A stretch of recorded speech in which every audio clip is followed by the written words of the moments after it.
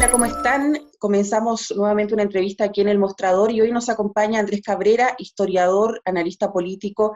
para conversar sobre el tema de la presidencial dentro de la oposición. Andrés, gracias por acompañarnos. Hola Nicole, muchas gracias por la invitación. Muchas gracias por estar acá y para empezar hablemos de lo más general, de esta fragmentación que se ha generado dentro de la oposición en la carrera presidencial. ¿Dónde podrían recaer las responsabilidades principales que han permitido que esto finalmente se configure dentro de la oposición con una cantidad bastante alta de candidatos presidenciales? Sí, es bastante interesante. Yo creo que la principal responsabilidad en este caso obedece fundamentalmente al contexto histórico en el cual nos encontramos, porque por lo general las crisis no solamente provocan una crisis de representación, una ruptura radical entre los partidos políticos, las clases dirigentes y la sociedad en su conjunto, también se produce crisis de legitimidad respecto a las instituciones, se encuentran completamente deslegitimadas, sino que también a nivel del sistema de partidos se comienzan a registrar ciertas tendencias, como por ejemplo la tendencia hacia la polarización, de discursos que tienden a situarse en posiciones un poco más extremas. Otro de los síntomas que ofrecen los periodos de crisis, no solamente en Chile, sino que a nivel internacional, es esta tendencia a las posiciones un poco más centrífugas, ya no centrípetas, como en algún momento predominaba, en el reparto duopólico del poder que conocimos en el periodo postdictatorial. Y otro de los síntomas importantes desde mi punto de vista es esta tendencia a la dispersión y a la fragmentación del sistema de partidos. Por lo tanto, lo que estamos observando en este momento, más allá de las voluntades individuales, las características partidarias, de lo bien o lo mal que se hace en este contexto histórico en términos políticos, es también la tendencia de la crisis la que genera esta fragmentación, esta dispersión, y bajo ese marco debiésemos analizar, por lo tanto, los movimientos que se están dando tanto en los partidos oficialistas como en el sector de las fuerzas opositoras. Desde mi punto de vista es correcto establecer siempre en plural la condición de las fuerzas opositoras, que es lo que predomina constantemente, más que la oposición en singular. Y desde ese punto de vista uno podría comenzar a analizar cuáles son las tendencias que se están forjando. Y en términos de responsabilidad, yo creo que es evidente que en la actualidad no existen condiciones para observar una posición unificada de todo este espectro de candidaturas que han surgido, que uno fundamentalmente lo podría dividir en dos. Por un lado, lo que significan las ex figuras de la ex concertación, y por el otro lado, las figuras que están representadas en el Comando Chile Digno, en donde tenemos la figura presidencial de Daniel Jadwe, por un lado, también la de Gabriel Boric, y también lo que ha sucedido con Pamela Giles. Por lo tanto, hay un marco de fragmentación que se debe a la crisis, pero también en ese marco es donde tienen que moverse los distintos actores políticos y sociales. Andrés, en ese sentido, hay una incapacidad de este sector de ser alternativa de gobierno, considerando además el escenario donde hay un gobierno que tiene una aprobación muy baja, los más altos niveles además de desaprobación, y no ha sabido instalarse. Hay una incapacidad, y lo otro es que si la oposición ya tocó fondo o todavía se puede empeorar esta situación en la que hoy día está como fuerza política. Sí, yo creo que aún es abierto el escenario y podemos observar distintas tendencias al interior de las fuerzas opositoras. Desde mi punto de vista, yo creo que existen las posibilidades de generar ciertos consensos, pero desde mi punto de vista, si observamos las exigencias, sobre todo del calendario electoral, ahí tenemos una de los principales problemas. Recordemos que debido al aplazamiento de las elecciones, vamos a tener el 15 y 16 de mayo las elecciones convencionales constituyentes, municipales y gobernadores regionales, y recordemos que solo 2 días después tenemos que definir inscribir las primarias tanto presidenciales como parlamentarias. Y eso obedece a que vamos a tener prácticamente 2 días de desfase para definir esa instancia en particular, y lo más probable, desde mi punto de vista, que suceda en ese contexto es que tengamos al menos dos listas, por así decirlo, donde se enfrenten las fuerzas de oposición. Lo que desde mi punto de vista se observa es que no vamos a tener una primaria global de todas estas candidaturas que están predominando, algunas con más fuerzas que otras, y probablemente vamos a ver para esa instancia una división de estas candidaturas. Y en ese marco, dentro del contexto de crisis política que estamos observando, también hay mucha dispersión, hay mucha fluidez en las alianzas políticas. Por ejemplo, ahora que se está discutiendo el tercer retiro del 10%, observamos que existe alguna unidad de propósito en las fuerzas opositoras, pero es absolutamente circunstancial. En otros contextos, en otras discusiones, también se puede producir la fragmentación y las diferencias permanentes que han existido entre, por ejemplo, la democracia cristiana con las fuerzas que se denominan más antineoliberal. Por lo tanto, el escenario es muy fluido y no sabemos si efectivamente pueden seguir manteniéndose como una oposición al menos articulada y que dé la posibilidad para pensar un gobierno distinto al de Sebastián Piñera y al de la derecha en términos generales. Que obviamente, como hemos observado, ha perdido el control hace bastante tiempo, desde el 18 de octubre en adelante, del escenario político. Hay una evidente crisis de gobernabilidad, pero las fuerzas opositoras no han podido capitalizar ese escenario de desconcierto generalizado. Por lo tanto, es muy incierto, hay mucha incertidumbre en el escenario de crisis y por lo tanto no hay una resolución fácil ni para las fuerzas del gobierno ni tampoco para las fuerzas de oposición. En ese escenario, Andrés, ¿se puede revivir ese eje entre la izquierda y la centroizquierda o es un eje que ya está vencido? ¿Y hay algún rol que puedan jugar los actuales candidatos y candidatas presidenciales de ese sector? Es interesante la pregunta, porque tendríamos que observar lo que sucede, por ejemplo, con la composición histórica de la centroizquierda. Si uno observa, por ejemplo, el sistema que se desarrolló durante gran parte del siglo XX, fundamentalmente de la década del 30 al 70, vemos un sistema de 3/3 muy marcados, con una derecha que a fines de la década del 60, 70, se conforma a través del Partido Nacional unitariamente, el centro lo logra conquistar la democracia cristiana, y también observamos por la izquierda esa vinculación ya desde el FRAP y posteriormente la Unidad Popular entre el PC y el PS. Por lo tanto, lo que sucedió, por ejemplo, con la nueva mayoría es una cuestión inédita al momento de conformar una alianza de la DC hasta el Partido Comunista. A poco andar, esa coalición fracasó. Los sectores conservadores hegemonizaron la nueva mayoría fundamentalmente a partir de la democracia cristiana y el rol que tenía, por ejemplo, Jorge Urbo en ese momento, y los sectores del PC quedaron mucho más relegados. Por lo tanto, está esa historia precedente para intentar entender cómo se va a reconfigurar el sistema de partidos en el actual contexto, y eso todavía es impredecible. Probablemente este escenario de primarias que se ha abierto y que probablemente se va a abrir y que tiene un desfase ahí muy pequeño entre la realización de la convención constitucional y posteriormente lo que significa la inscripción de las primarias, va a ser muy interesante para ver cómo se configura ese escenario. Yo creo que lo más probable que suceda es algo similar de lo que sucedió con la conformación de las listas. Por un lado, la exconcertación, ahí habría que definir efectivamente si la democracia cristiana logra vincularse al eje PPD-PS, y por el otro lado vamos a tener quizás una primaria donde esté Gabriel Boric, que aún está en proceso de recolección de firmas. Eso está posibilitado también por el CERVEL y por las posibilidades que abre en el contexto de pandemia, y la figura de Daniel Jadwe, que está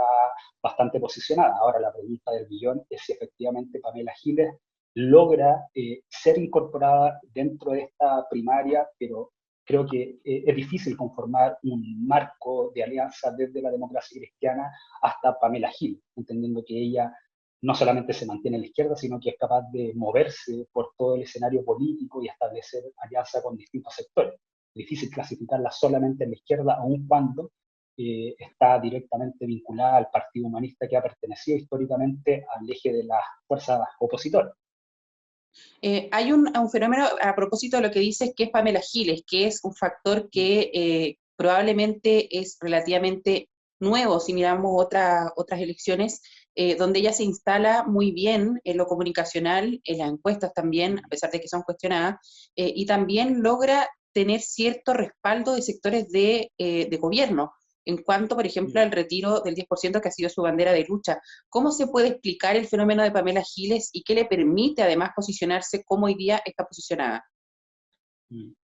Es interesante la pregunta y yo creo que no solamente se responde por el contexto de crisis en el cual nos encontramos y el perfil político que ha logrado capitalizar Pamela Giles, sobre todo desde el 18 de octubre en adelante, sino que también uno tendría que atender a la biografía profesional y política de Pamela Giles.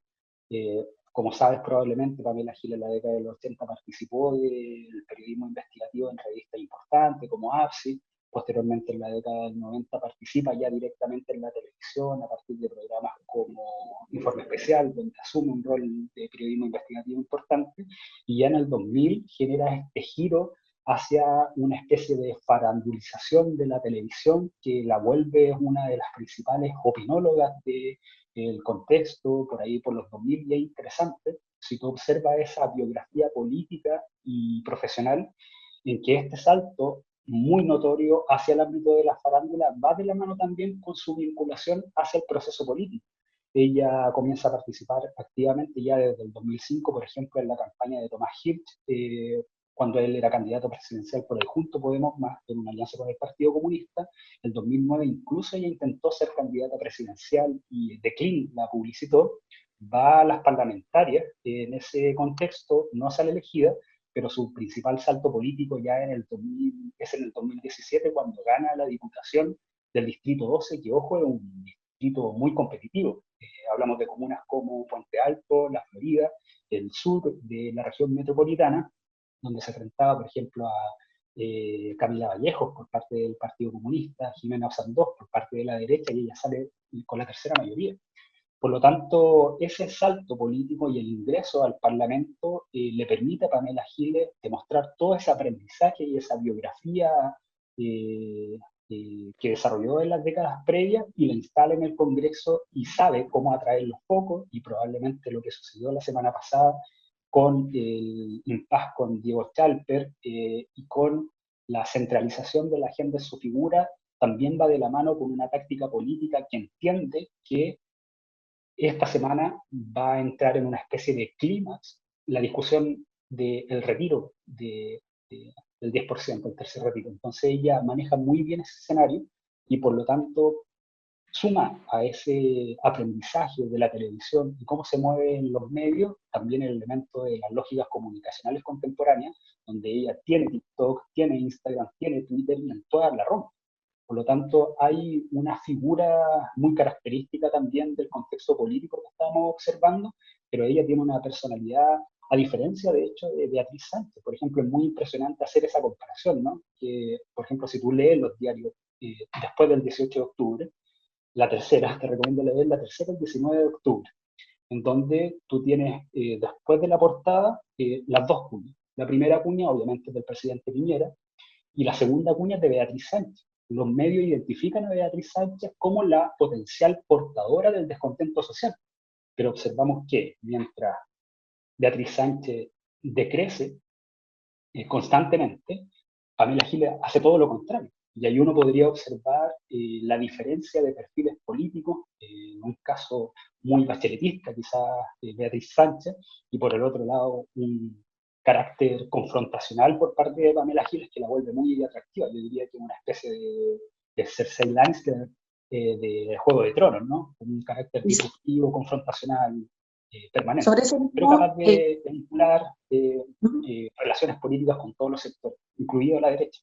sí, sobre eso mismo, quizá se puede entender como que ha sido clave también el lenguaje que ella ha tenido, porque se le critica mucho el lenguaje un poco virulento, un poco crítico también de sus pares. Eso también le ha ayudado porque, no sé si lo compartes, pero algunos dicen que se está viviendo como una especie de emopolítica, donde la emocionalidad y el sentimiento son muy importantes, y ella ha sabido captar eso y transformarlo también en un lenguaje que probablemente mucha gente quiere utilizar con los políticos que hoy día le generan cierta distancia o molestia incluso.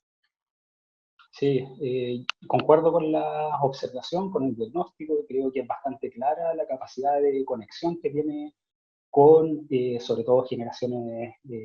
más jóvenes, Y eso es re interesante porque,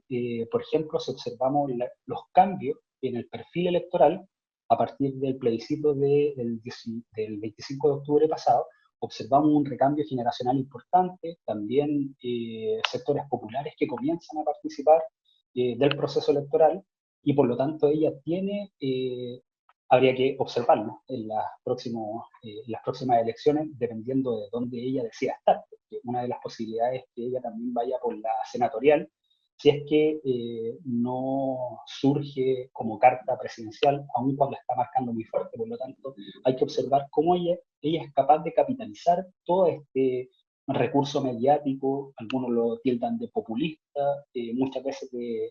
en términos peyorativos, ¿no? Pero probablemente habría que entender cuáles son las nuevas lógicas comunicacionales que permiten en la sociedad del espectáculo hacer esa conexión que es mucho más efímera de lo que habíamos observado con los proyectos que uno podría decir históricamente populistas. Por lo general, el populismo tiende a generar,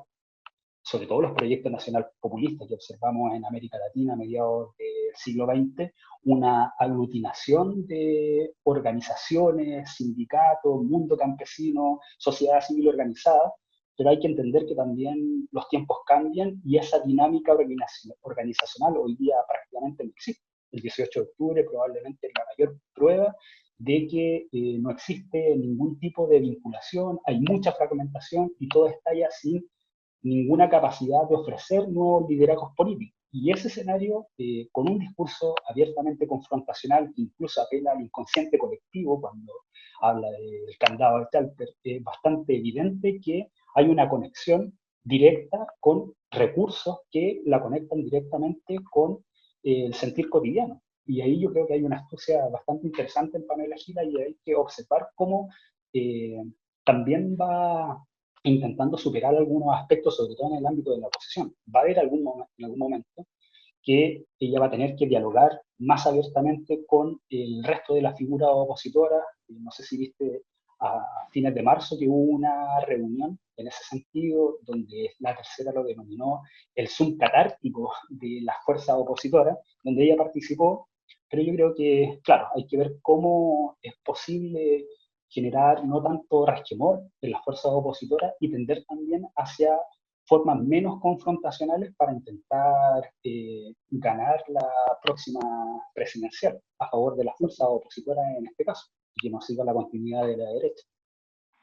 Andrés, para cerrar, me gustaría preguntarte dos cosas. Primero, ¿cómo debería plantearse la oposición en general a este liderazgo de Pamela Giles? ¿Cuál podría ser el peor error que podrían cometer? Y lo segundo es, ¿qué costo podría tener también para la oposición en general no tenerle mucha fe a esta elección presidencial? Porque algunos ya la dan por perdida. Entonces, no sé qué tanto costo puede tener esto para la oposición el plantearse esa opción y mirar más adelante en vez del tiempo más presente. Es interesante también ambas preguntas. Y hay harto de incertidumbre también, porque si pensamos la política como un campo abierto, uno podría decir, ¿cuál es el error?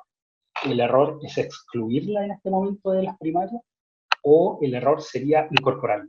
Yo creo que eso no está claro en este momento y se va a ver obviamente la misma conflictividad política.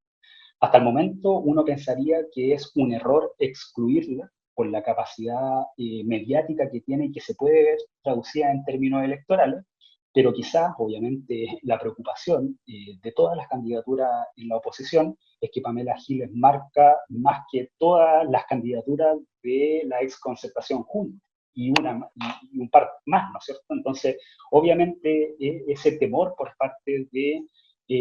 las dirigencias partidarias de la ex Concertación, incluso de los sectores emergentes, están pendientes de aquello. Por lo tanto, habría que pensar si el error está en excluir o integrar, y aquello yo creo que falta todavía por definir. Y respecto a la posibilidad de que las fuerzas opositoras logren conquistar la presidencial en noviembre, que viene la primera vuelta, y en diciembre la segunda vuelta, eventualmente creo que eso es prácticamente seguro, habría que ver cómo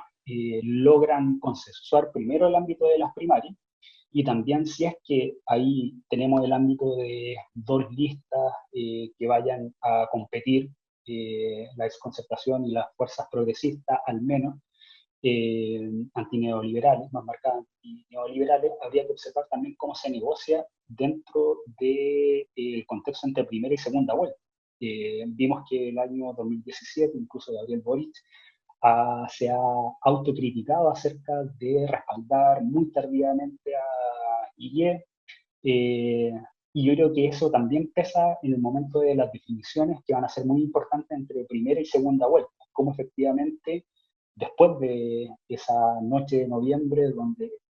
vamos a tener conocimiento qué porcentaje sacó la derecha y qué porcentaje sacó el resto de las fuerzas políticas, en probablemente una elección que también va a ser igual de fragmentada como la que observamos en el año 2017, con 9 candidaturas en esa oportunidad. Incluso ahora podría uno pensar en una cifra más o menos similar.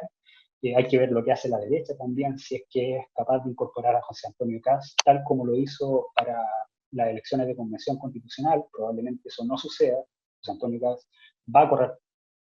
por separado en esa elección presidencial, va a llegar a la primera vuelta. ¿Y qué es lo que va a hacer la fuerza opositora? Yo creo que hay un ámbito de incertidumbre que se agudiza con la crisis y con las tensiones que estamos viviendo, que es difícil pronosticar. Los tiempos son muy acelerados de la política en tiempos de crisis, y cualquier contingencia que pueda surgir en momentos inesperados y en momentos también donde el calendario electoral exige mucho, puede generar un cambio de